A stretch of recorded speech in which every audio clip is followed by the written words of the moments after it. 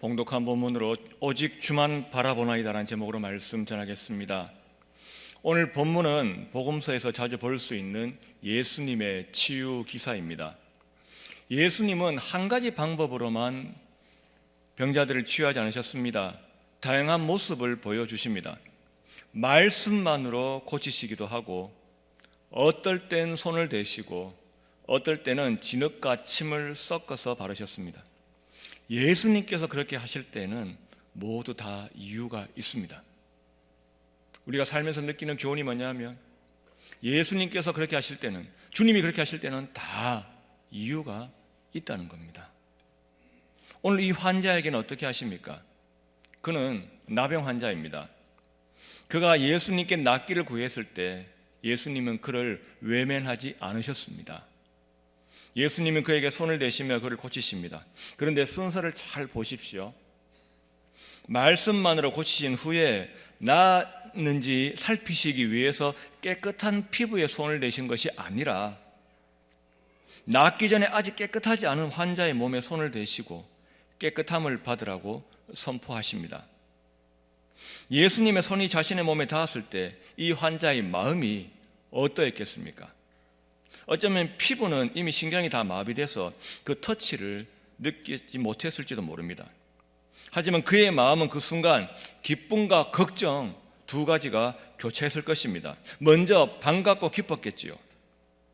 병에 걸린 후에 누구도 자신을 그렇게 따뜻한 손길로 만져준 사람이 없었는데, 그런 자기 몸에 예수님께서 손을 대셨으니 그 손길이 얼마나 그립고 반가웠겠습니까? 그런데 덜컥 겁이 나고 걱정이 됩니다. 자신 때문에 예수님께서 피해를 입을까가 말입니다. 율법에 보면 나병 환자는 부정하다 했습니다. 레위기 13장 전체가 여기에 대해서 말씀합니다. 그래서 부정한 사람은 가족을 떠나 진영 밖에서 거해야 했습니다. 그런데 율법에 보면 환자 자신뿐만 아니라 그와 접촉하는 사람들도 함께 부정하다 했습니다. 그래서 사람들이 자신에게 다가오면 피하라고 외쳐야 했습니다. 어떻게 외쳤습니까? 레위기 13장 45절 말씀 보면, 나병 환자는 옷을 찢고 머리를 풀며 윗입술을 가리고 외치기를 부정하다 부정하다 할 것이요, 병 있는 날 동안은 늘 부정할 것이라. 그가 부정한 적 혼자 살되 진영 밖에서 살지니라 말씀합니다. 스스로 자신의 상태를 알리는 겁니다. 이렇게 말입니다. 부정하다 부정하다. 내가 부정하니까 내게로 더 이상 오지 마세요. 괜히 나한테 다였다가 같이 부정해지지 말라고 그렇게 하는 겁니다.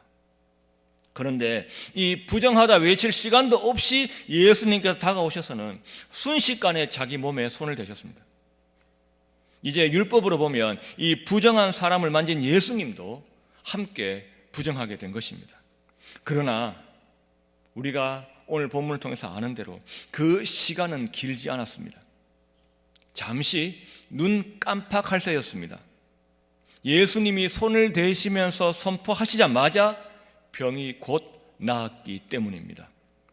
13절 말씀에 예수께서 손을 내밀어 그에게 대시며 이르시되 내가 원하노니 깨끗함을 받으라 하신대 나병이 곧 떠나니라 말씀합니다. 왜 예수님께서 그에게 손을 대셨을까요? 왜 병이 낫기도 전에 그에게 손을 대셨을까요? 이 질문에 대해서 저는 오늘 이 본문이 구약의 한 사건과 여러 가지로 흡사한 것을 말씀드리면서 제가 찾은 답을 말씀드리려고 합니다. 구약의 말씀은 역대하 20장입니다. 여호사밧 왕 때에 남유다를 공격한 모압, 암몬, 마온 3개국의 연합군을 하나님께서 물리쳐 주신 사건입니다. 역대하 20장 1절 말씀에 보면, 그 후에 모압 자손과 암몬 사람들이 마온 사람들과 함께 와서 여호사밧을 치고자 한지라 합니다. 그들은 남유다의 군사력만으로는 감당하기 어려운 대군이었습니다. 왕과 이스라엘 백성들이 어떻게 했습니까? 다른 나라의 도움을 청했습니까? 손을 벌렸습니까? 아닙니다. 여호사밧이 도움을 청한 곳은 다른 나라가 아니라, 사람이 아니라 하나님이었습니다. 3절 4절 말씀 보면 여호사밧이 두려워하여 여호와께로 낯을 향하여 간구하고 온 유다 백성에게 금식하라 공포하며 유다 사람이 여호와께 도우심을 구하려 하여 유다 모든 성읍에서 모여와서 여호와께 간구하더라 말씀합니다. 금식까지 하면서 여호와의 도우심을 구했습니다. 지금 어떻게 보면 금식할 때가 아닙니다. 군사들을 더 잘 먹여가지고 체력이 좋도록 해놔야지 전쟁에 더 승산이 있는데 그 반대로 하고 있습니다. 금식은 숟가락 들 힘도 없도록 자신을 약하게 만드는 것입니다. 어떤 믿음의 고백입니까? 우리는 가능성이 전혀 없습니다. 우리는 지금 굶어 죽게 생겼고 숟가락을 들 힘도 없습니다. 우리가 할 수 있는 일은 없습니다. 주님이 하셔야 됩니다. 그런 믿음의 고백이 금식입니다. 그 믿음을 보시고 그 간구를 들으시고 하나님께서 내가 개입하겠다 약속하셨습니다. 하나님이 직접 나서셨습니다. 그러자 남유다의 군사들은 손가락도 하나 까딱 안 하고 이겼습니다. 적들이 서로 자신들을 쳐서 자멸한 것입니다. 20장 23절에 곧 암몬과 모압 자손이 일어나 세일산 주민들을 쳐서 진멸하고 세일 주민들을 멸한 후에는 그들이 서로 쳐 죽였더라 말씀합니다. 문제가 말끔하게 해결되었습니다.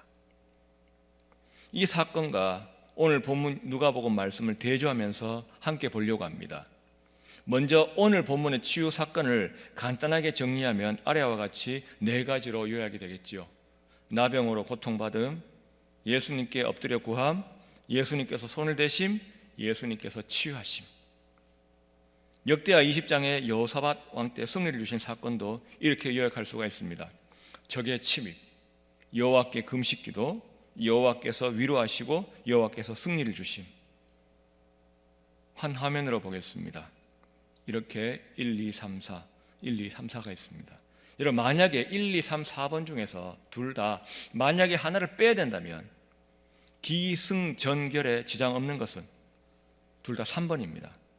3번을 빼도 나병으로 고통을 받는데 예수님께 엎드려 구하니까 예수님께서 낫게 하셨고 적이 침입해 왔을 때 여호와께 금식기도 하니까 여호와께서 승리를 주셨다. 얼마든지 말이 됩니다. 근데 제가 오늘 위에 두 사건에서 주목하는 것은 둘 다 3번입니다. 예수님께서 손을 대셨고 여호와께서 위로하셨다. 이 말씀을 살펴보려고 합니다. 먼저 누가복음 말씀입니다.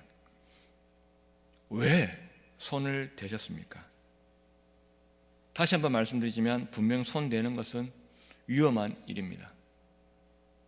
부정한 것에 접촉한 사람도 동일하게 부정했기 때문입니다. 나병 환자에게 손을 대는 순간 예수님의 율법도 율법의 기준으로 보면 동일하게 부정하게 되었습니다. 그의 연약함에 스스로 동참하신 것입니다. 이제 나병 환자의 문제는 그만의 문제가 아니라 예수님께서 한 배를 타시게 되었다는 말입니다. 당신만 부정할 뿐 아니라 나도 이제 부정하다. 공통 분모가 생겼습니다. 왜 그렇게 하셨습니까? 부정하다고 손가락질을 받던 그 마음의 크고 무거운 짐을 지금 예수님께서 나누어지고 계신 것입니다. 이 메시지입니다. 더 이상 너만의 일이 아니라 이제 내 일이다. 예수님께서 부정을 벗어나는 방법은 그 환자가 이제 낫는 것입니다. 그 사람이 깨끗하게 되면 예수님도 깨끗하게 됩니다. 그래서 예수님은 함께 나병에 부정함에서 벗어나는 방법을 선택하신 것이지요. 예수님의 사랑의 손길이 자신에게 와닿았을 때 이 사람의 피부는 그 손의 온기를 느낄 수 없을 만큼 문드러졌다고 해도 그 마음 속에는 따뜻한 정도가 아니라 뜨거운 불덩어리가 떨어졌을 것입니다. 그 따스한 손길을 통해서 무엇을 깨달았기 때문입니까? 내 편을 만났다는 겁니다. 내 편이 생겼다는 말입니다. 예수님께서 손을 대시는 그 행동으로 나는 네 편이다. 우리 편이다. 이것을 나타내신 것이죠. 이제 역대하 20장 말씀 보겠습니다.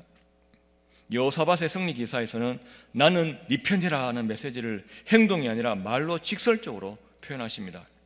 제가 앞에 표에서 이렇게 적었습니다. 여호와께서 위로하심. 상대국의 연약군의 침략 앞에서 놀라고 두려워하던 여호사밧 왕과 남유다 백성들에게 하나님께서는 야시엘을 통해서 이렇게 말씀하시며 위로하십니다. 역대하 20장 15절 말씀입니다. 야시엘이 이르되 온 유다와 예루살렘 주민과 여호사밧 왕이여 들을지어다. 여호와께서 이같이 너희에게 말씀하시기를 너희는 이 큰 무리로 말미암아 두려워하거나 놀라지 말라. 이 전쟁은 너희에게 속한 것이 아니요 하나님께 속한 것이니라. 약속을 주십니다. 주님은 명령하십니다. 두려워하거나 놀라지 말라. 여러분, 이렇게 말씀하시는 이유가 무엇입니까? 어떤 약속을 함께 주셨기 때문입니까? 이 전쟁은 너희에게 속한 것이 아니요 하나님께 속한 것이니라. 이 메시지를 함께 주십니다. 여러분, 이 말이 무슨 말입니까? 저는 표준 세번역 개정판으로 이 말씀을 보니까 더 잘 와닿아서 여러분들께 소개합니다. 이 전쟁은 너희가 하는 것이 아니라 나 하나님이 맡아 하는 것이다. 이렇게 번역되었습니다.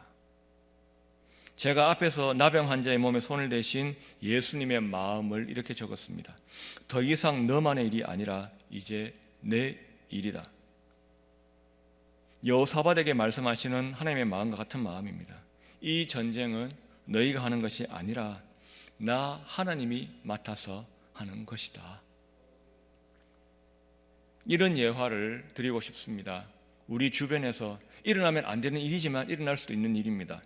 어떤 학생이 학교에서 또래 친구들에게 심한 괴롭힘을 당해서 몹시 힘들었습니다. 부모님께서 걱정하실까 봐 참다 이제는 참는 것으로 해결 안 되는 한계 상황이 왔습니다. 그래서 어느 날 일찍 퇴근하신 아빠에게 용기를 내서 아빠, 저 사실은 드릴 말씀이 있는데요 하면서 그동안 학교에서 있었던 일들을 모두 아빠에게 말씀드렸습니다. 여러분이 이 아이 아빠라면 어떻게 하시겠습니까? 1번, 내가 돈 들여가지고 네 태권도 보낸 이유가 뭔데 네가 알아서 해라, 끝. 이런 분은 없으시겠지요. 2번, 일단 잠시 말이 없습니다. 침묵의 시간이 흐릅니다. 안아주신다고 말입니다. 그 아들을 안아주십니다. 쓰담쓰담 토닥토닥 말없이 안아준 후에 이렇게 말씀하십니다. 진작 이야기하지 아들아. 얼마나 혼자서 힘들었어. 아빠한테 다 얘기해줘서 고맙다. 이제 아빠가 알아서 할게. 다음날 다른 날 같으면 잠시 학교 앞에 차를 세우고 내려주고는 가시는데 그날은 함께 주차를 합니다. 그리고 같이 학교 안으로 걸어 들어갑니다. 그놈들이 저를 보더니 뒤에 계시는 분이 아빠인 줄 모르고 와서 툭 치고 뒤도 안 보고 갑니다. 그때 아빠가 큰 소리로 묻습니다. 아들, 쟤네들이야? 놀라서 바라본 애들한테 아빠가 큰 소리로 말씀하십니다. 너희들이구나. 순간 아빠의 눈에서는 레이저가 나옵니다. 그날 아빠는 담임 선생님과 한참을 대화하다가 가셨습니다. 여러분, 이렇게 비유를 들면 이해가 쉬우실까 봐 말씀드렸는데 공감이 되십니까? 금방 예화에서 다 잊으셔도 딱 한마디, 저는 이 한마디가 신년 첫 주일 예배를 드리는 여러분의 가슴팍에 못처럼 박히기를 소망합니다. 이제 아빠가 알아서 할게. 이제 아빠가 알아서 할게. 아들아, 네가 말하는 순간 이건 이제 너만의 일이 아니야. 우리 가족의 일이고 아빠의 일이야. 아빠가 감당해야 될 아빠 일이 되어버렸다. 이런 뜻입니다. 예수님께서 나병 환자의 아직 낫지 않은 몸에 손을 대신 행동, 함께 부정하게 된 것, 무슨 메시지입니까? 여호와께서 여호사밧과 남유다 백성들에게 이 전쟁은 하나님께 속한 것이니라 전하신 말씀도 무슨 메시지입니까? 공통적으로 이것입니다. 이제 내 일이다. 내가 알아서 할게. 주 안에 사랑하는 여러분, 올 한 해 절대로 여러분 안에 있는 고민들을 절대로 혼자서 해결하려고 전전긍긍하지 마시기를 바랍니다. 주님 앞에 모두 기도로 말씀드리시기를 바랍니다. 그래서 주님께서 주시는 이 위로의 메시지, 따뜻한 음성을 가슴으로 들으시기를 바랍니다. 아들아, 딸아, 이제 이 아빠가 알아서 할게라는 그 음성을 들으시기를 바랍니다. 우리는 절대로 우리는 혼자가 아닙니다. 여러분, 어떤 사람을 혼자라고 합니까? 자기 편이 없는 사람을 혼자라고 합니다. 그런데 우리는 왜 절대로 혼자가 아니냐 하면, 말씀에 분명히 내가 네 편이다, 이제 우리 한 편이다 말씀하신 분이 계시기 때문입니다. 시편 118편 6절 말씀에 여호와는 내 편이시라 내가 두려워하지 아니하리니 사람이 내게 어찌할까. 이 고백이 여러분의 고백이 되시기를 바랍니다. 124편 1절에 이스라엘은 이제 말하기를 여호와께서 우리 편에 계시지 아니하셨더라면 우리가 어떻게 하였으랴. 여러분, 작년 한 해를 보르고 올해 이 첫날에 고백할 수 있는 우리의 믿음의 고백입니다. 작년 한 해 여호와께서 우리 편에 계시지 아니했더라면 우리가 어떻게 됐을까? 큰일 났을 겁니다. 근데 이렇게 건강하게 가정도 평안하게 지켜주셔가지고 이 자리에 앉아있을 이유가 무엇입니까? 지난 한 해 동안 여호와께서 우리 편이 되셨기 때문인 줄로 믿으시기를 바랍니다. 저는 지금 하나님은 내 편, 우리 편에 없는 사실을 믿으라고 말씀드리지 않습니다. 하나님과 우리의 관계를 늘 기억하시기를 바랍니다.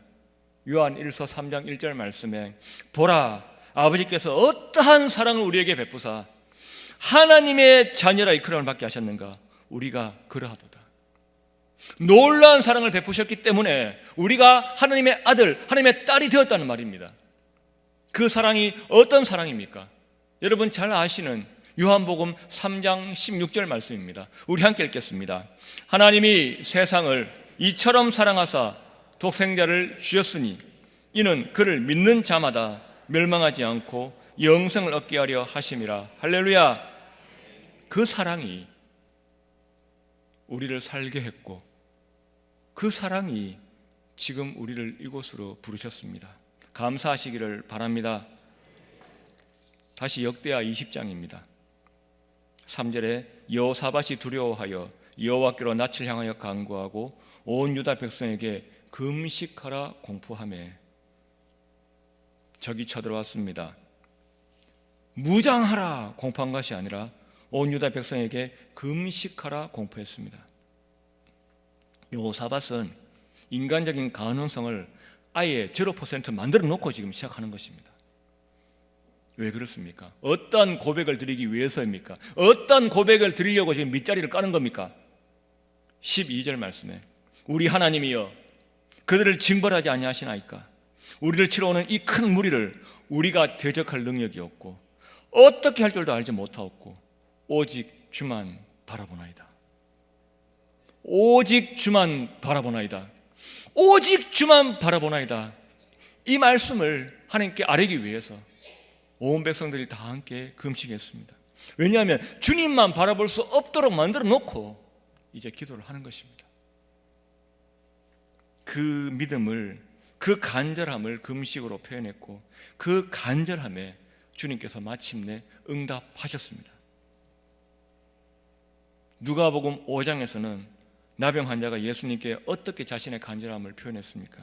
12절 말씀에 예수를 보고 엎드려 구하여 이르되, 엎드려 구하여 이르되, 어떠한 마음으로 엎드렸겠습니까?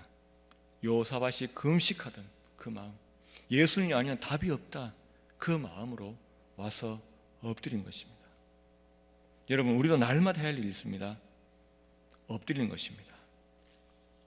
날마다, 올해뿐만 아니라 우리의 사는 동안 엎드려야 되고 우리의 자녀들에게 가르쳐야 됩니다. 너희들도 날마다 엎드려야 된다. 왜 엎드려야 됩니까? 기도 안 하면 끝까지 그 문제는 내 일입니다. 내가 안고 가야 되고 해결할 수밖에 없는 내 일인데, 뾰족한 방법도 없으면서 그냥 안고 가야 되는 내 문제인데, 기도하는 순간 주님의 일이 된 줄로 믿으시기를 바랍니다. 주님이 나서셔야 되는, 내가 할게, 그래 이제 이거는 네 일이 아니고 내 자녀, 내 아들, 내 딸 일이니까, 나한테 도와달라 했으니까 내 일이다, 이제 이 아빠가 알아서 할게, 그렇게 되어 버리는 것입니다. 우리가 엎드리면 우리에게 오셔서 우리 입술에 귀를 기울이시고 계신 주님, 영원한 내 편, 영원한 우리 편 하나님을 올해에도 믿고 또 의지하고 또 기대하시기를 바랍니다. 그 따뜻한 손길, 우리의 문제에 손을 대시는 그 따뜻한 손길을 느끼시기를 바랍니다. 주님은 늘 그래 이제 아빠가 할게 라고 말씀하실 준비는 되어 있으십니다.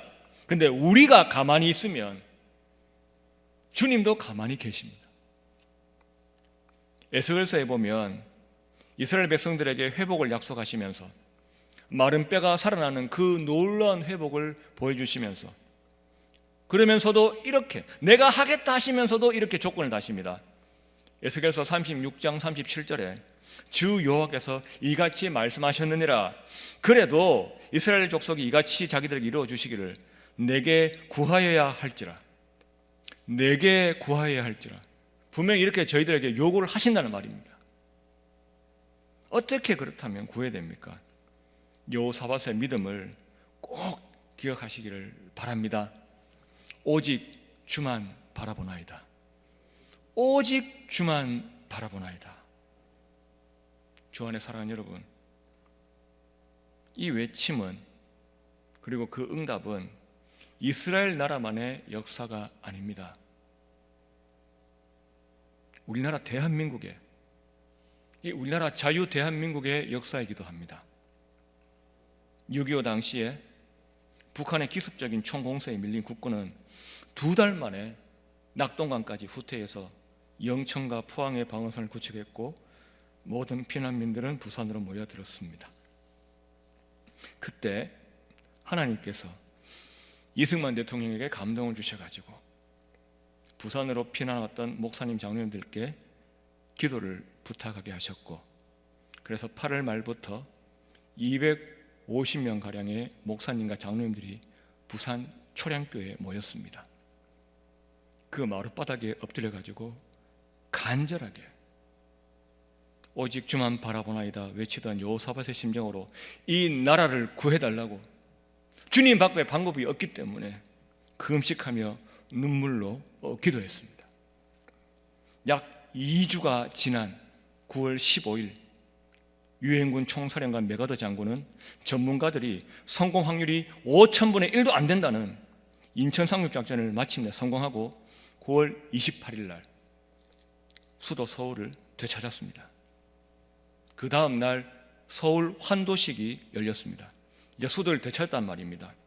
그 환도식에서 메가더 장군은 이승만 대통령에게 이 승리는 하나님의 도우심이 없었더라면 불가능했을 것입니다 라고 말하면서 감격의 눈물을 흘렸습니다.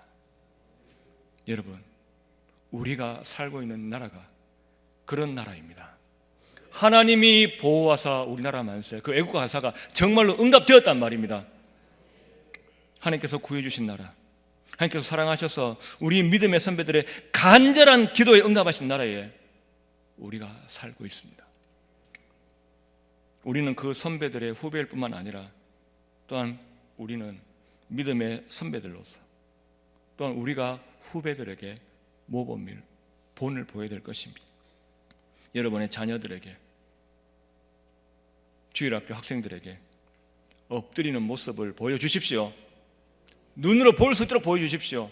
말로만 그렇게 해야 된다고 가르치는 것이 아니라